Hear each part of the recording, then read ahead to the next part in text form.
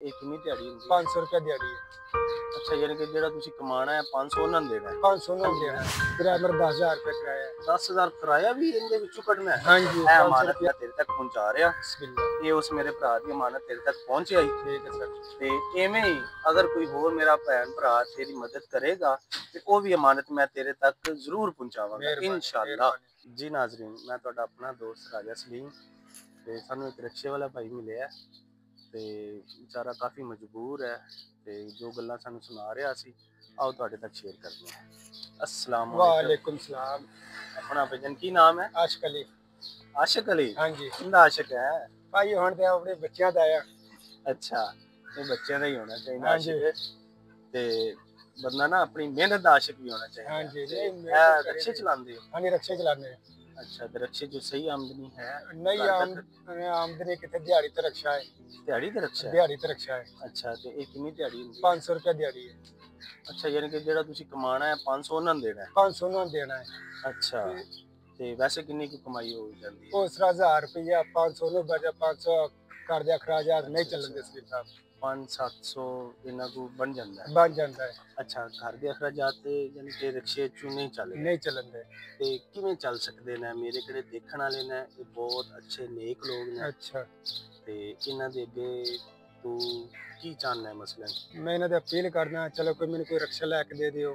ਅੱਛਾ, ਮਿਹਰਬਾਨੀ। ਰਕਸ਼ਾ ਤੇਰਾ ਆਪਣਾ ਹੋ ਜਾਏ? ਹਾਂਜੀ। ਜਿਹੜਾ 500 ਤੂੰ ਉਧਰ ਦੇਣਾ ਹੈ ਯਾਨੀ ਕਿ ਉਹ 500 ਤੂੰ ਆਪਣੇ ਬੱਚਿਆਂ ਤੇ ਲਾ ਸਕਦਾ? ਮੈਂ ਬੱਚਿਆਂ ਲਾ ਸਕਦਾ। ਮੇਰੇ ਬੱਚੇ ਮੂੰਹ ਵੇਂਦੇ ਨੇ, ਮੇਰੇ ਪਾਟੇ ਗਵਰਨਮੈਂਟ ਸਕੂਲੇ ਜਾਂਦੇ, ਪਾਟੇ ਬੈਗ ਯੂਨੀਫਾਰਮ ਪਾਟੀਆਂ। ਅੱਛਾ, तो मेहरबानी। यानी कि तू बच्चों ਨੂੰ ਸਕੂਲ ਵੀ ਛੱਡਣਾ ਹੈ? हाँ जी, स्कूल भी छड़ना है। यानी कि ਸਕੂਲ ਦੇ ਬੱਚੇ ਲਾਏ ਹੋਏ ਨੇ? हाँ जी, स्कूल के बच्चे भी लाए ने। ਉਹਨਾਂ ਦੇ ਮੇਰਾ ਕਿਰਾਇਆ ਦੇ ਘਰ ਹੈ, ਅਖਰਾਜਾਤ ਫਿਰ ਪੂਰੇ ਨਹੀਂ ਹੋ ਰਹੇ। ਕਿਰਾਇਆ ਤੇ ਬਿੱਲ ਕਿਰਾਇਆ ਕਿੰਨਾ? ਕਿਰਾਇਆ ਮੇਰਾ 10,000 ਰੁਪਏ ਕਿਰਾਇਆ ਹੈ। 10,000 ਕਿਰਾਇਆ ਵੀ ਇਹਦੇ ਵਿੱਚੋਂ ਕੱਢਣਾ ਹੈ? हाँ जी, 500 रुपया दिहाड़ी है। ਅੱਛਾ, ਬੱਚੇ ਤੇਰੇ ਛੋਟੇ ਹੀ ਨੇ? छोटे बच्चे सारे। ਅੱਛਾ, ਕਿੰਨੇ ਸਾਲ ਦੀ ਬੱਚੀ ਹੈ ਵੱਡੀ? 9 ਸਾਲ ਦੀ। 9 ਸਾਲ ਦੀ? ਫਿਰ ਖਾਲੀ ਬੱਚੇ ਹੀ ਹੋਏ ਨੇ? हाँ जी, बच्चे होए ने।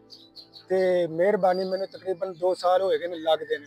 ਤਕਰੀਬਨ 2 ਸਾਲ ਹੋ ਗਏ ਨੇ ਮੈਂ ਦਿਹਾੜੀ ਤੇ ਰਿਕਸ਼ਾ ਚਲਾ ਰਿਹਾ। 500 ਰੁਪਇਆ ਦਿਹਾੜੀ ਦੇ ਰਿਹਾ। ਅੱਛਾ, ਤੇ ਇੰਨੇ ਕਿ ਮੇਰੀ ਗੁੰਜਾਇਸ਼ ਨਹੀਂ ਹੈ ਕਿ ਮੈਂ ਆਪਣਾ ਰਿਕਸ਼ਾ ਲੈ ਸਕਦਾ। ਅੱਛਾ, ਯਾਨੀ ਕਿ 2 ਸਾਲ ਤੋਂ ਤੂੰ ਕੋਸ਼ਿਸ਼ ਕਰ ਮੈਂ ਰਿਹਾ? ਕੋਸ਼ਿਸ਼ ਕਰ ਰਿਹਾ 2 ਸਾਲ ਆਪਣਾ ਰਿਕਸ਼ਾ। ਅੱਛਾ, ਚਲੋ ਕੋਈ ਮੈਨੂੰ ਪੁਰਾਣਾ ਰਿਕਸ਼ਾ ਮਿਲ ਜੇ ਤਾਂ ਮਿਹਰਬਾਨੀ, ਕਿਉਂਕਿ ਮੈਂ ਆਪਣੇ ਬੱਚਾ ਜਿਹੜਾ ਮੇਰੇ 500 ਅੱਲਾਹ ਪਾਕ ਬਿਹਤਰ ਕਰੇਗਾ। हाँ जी। इंशाल्लाह मेरे देखने वाले दोस्त ਜਿਹੜੇ ਹਨ ਨਾ ਬਹੁਤ ਅੱਛੇ ਨੇ, ਕੋਈ ਨਾ ਕੋਈ ਤੇਰੀ ਮਦਦ ਜ਼ਰੂਰ ਕਰ ਦੇਗਾ। ਔਰ 500 ਰੁਪਿਆ ਦਿਹਾੜੀ ਤੂੰ ਰਿਕਸ਼ੇ ਵਾਲੇ ਨੂੰ ਦੇਣਾ ਹੈ। ਅਗਰ ਉਹ ਕੋਈ 500 ਰੁਪਿਆ ਤੇਰਾ ਬਚੇ ਤੇ ਤੂੰ ਆਪਣੇ ਬੱਚਿਆਂ ਤੇ ਲਾ ਸਕਦਾ। ਮੈਂ ਆਪਣੇ ਬੱਚਿਆਂ ਤੇ ਲਾ ਸਕਦਾ ਹਾਂ, ਕਿਉਂਕਿ ਮੈਨੂੰ ਤਕਰੀਬਨ 2 ਸਾਲ ਮੈਂ ਕੋਸ਼ਿਸ਼ ਵੀ ਕੀਤੀ, ਬੜੀ ਕੋਸ਼ਿਸ਼ ਕੀਤੀ ਹੈ, ਮਗਰ ਨਹੀਂ। ਮੈਂ ਆਪਣੇ ਬੱਚਿਆਂ ਨੂੰ ਪਹਿਲਾਂ ਯਾਰ ਦਿਹਾੜੀ ਦੇਵਾਂ ਯਾਰ ਮੇਰਾ। ਅਗਰ ਕੋਈ ਮੇਰਾ ਭੈਣ ਭਰਾ ਤੈਨੂੰ ਰਿਕਸ਼ਾ ਲੈ ਦਿੰਦਾ ਹੈ, ਲਾਜ਼ਮੀ ਨਹੀਂ ਕਿ ਆਪਾਂ ਨਵਾਂ ਹੀ ਲੈਣਾ। ਹਾਂਜੀ, ਚਲੋ ਕੋਈ ਪੁਰਾਣਾ ਹੀ ਮਿਲ ਜਾਵੇ ਕਿ ਤੂੰ ਆਪਣਾ 500 ਤੇ ਤਾਂ ਜਾਨ ਛੁੱਟੇ, ਤੇ ਫਿਰ ਤੈਨੂੰ ਇੱਕ ਵਾਅਦਾ ਕਰਨਾ ਪਏਗਾ। ਹਾਂਜੀ, ਕਿ ਕਿਹੜਾ ਤੈਨੂੰ ਬਜ਼ੁਰਗ ਔਰਤ ਜਾਂ ਬਜ਼ੁਰਗ ਮਰਦ ਤੇਰੇ ਨਾਲ ਰਿਕਸ਼ੇ ਤੇ ਬੈਠੇਗਾ ਉਹਦਾ ਤੂੰ ਕਿਰਾਇਆ ਨਹੀਂ ਲੈਣਾ। ਨਹੀਂ ਲੈਵਾਂਗਾ ਮੈਂ, ਭਾਵੇਂ 10 ਰੁਪਏ ਤੇ ਭਾਵੇਂ 50 ਰੁਪਏ। ਠੀਕ ਹੋ ਗਿਆ। ਉਹ ਇਹ ਹੋਏਗਾ ਕਿ ਜਿਹੜਾ ਭੈਣ ਭਰਾ ਤੈਨੂੰ ਲੈ ਕੇ ਦੇਵੇਗਾ ਉਹਦਾ ਸਵਾਬ ਉਹਦੇ ਤੱਕ ਪਹੁੰਚਦਾ। ਠੀਕ ਹੋਏਗਾ। ਦੁਆਵਾਂ ਤੇ ਤੂੰ ਵੀ ਦੇਵੇਂਗਾ। ਹਾਂਜੀ, ਇਨਸ਼ਾਅੱਲਾ ਮੈਂ ਦੇਵਾਂਗਾ। ਇਨਸ਼ਾਅੱਲਾ ਅੱਲਾਹ ਪਾਕ ਬਿਹਤਰ ਕਰੇਗਾ। ਅੱਲਾਹ ਕੋਈ ਇੰਜ ਦਾ ਸਬਬ ਬਣਾਏਗਾ। ਕੋਈ ਮੇਰਾ ਭੈਣ ਭਰਾ ਤੇਰੀ ਵੀਡੀਓ ਦੇਖੇਗਾ, ਆਪਣੀ ਵੀਡੀਓ ਦੇਖਦੇ ਹੀ ਉਹ ਨੇ ਜਿਹੜੇ ਦਰਦੇ ਦਿਲ ਰੱਖਦੇ ਨੇ। ਹਾਂਜੀ, ਵਰਨਾ ਅੱਜ ਕੱਲ ਤਾਂ ਵੀਡੀਓ ਦੇਖਣ ਵਾਲੇ ਨਾ ਲੋਕ ਅਜੀਬ ਕਿਸਮ ਦੀਆਂ ਵੀਡੀਓ ਜੋ ਟਿਕਟੋਕਾਂ ਤੇ ਚੱਲ ਰਿਹਾ। ਹਾਂਜੀ, ਇਹ ਵੀਡੀਓ ਉਹ ਬੰਦੇ ਦੇਖਦੇ ਨੇ ਜਿਨ੍ਹਾਂ ਹਮਦਰਦੀ ਕਰਨੀ ਹੋਏ ਕਿਸੇ ਗਰੀਬ ਦੇ ਨਾਲ। ਤੇ ਅੱਜ ਕੱਲ ਗਰੀਬ ਤਾਂ ਦੇਖਣਾ, ਹੁਣ ਮੈਂ ਨਿਕਲਿਆ ਤੇ ਤੇਰਾ ਪਤਾ ਚੱਲਿਆ ਤੇ ਤੈਨੂੰ ਮੈਂ ਲੱਭ ਲਿਆ। ਹਾਂਜੀ, ਲੱਭ ਲਿਆ। ਤੇ ਤੈਨੂੰ ਲੱਭਦੇ ਮੈਨੂੰ 4 ਲੋਕ ਹੋਰ ਰਸਤੇ ਚ ਇੰਜ ਦੇ ਮਿਲੇ ਨੇ ਕਿ ਜਿਹੜੇ ਵਾਕਈ ਹੱਕਦਾਰ ਸਨ। ਹੁਣ ਤੂੰ ਹੱਕਦਾਰ ਹੈ ਨਾ? ਹਾਂਜੀ, ਕਿ ਤੇਰਾ ਮਕਾਨ ਕਿਰਾਏ ਤੇ, ਤੇਰਾ ਰਿਕਸ਼ਾ ਕਿਰਾਏ ਤੇ, ਬੱਚੇ ਤੇਰੇ हैं, ਤੂੰ ਬੜੀ ਮੁਸ਼ਕਿਲ ਜ਼ਿੰਦਗੀ ਗੁਜ਼ਾਰ ਰਿਹਾ ਹੈ। ਬਹੁਤ ਮੁਸ਼ਕਿਲ ਗੁਜ਼ਾਰ ਰਿਹਾ ਮੈਂ ਜ਼ਿੰਦਗੀ। ਅੱਲਾਹ ਪਾਕ ਸਬਬ ਬਣਾਉਂਦਾ ਹੁੰਦਾ ਹੈ, ਕੋਈ ਨਾ ਕੋਈ ਸਬਬ ਬਣੇਗਾ।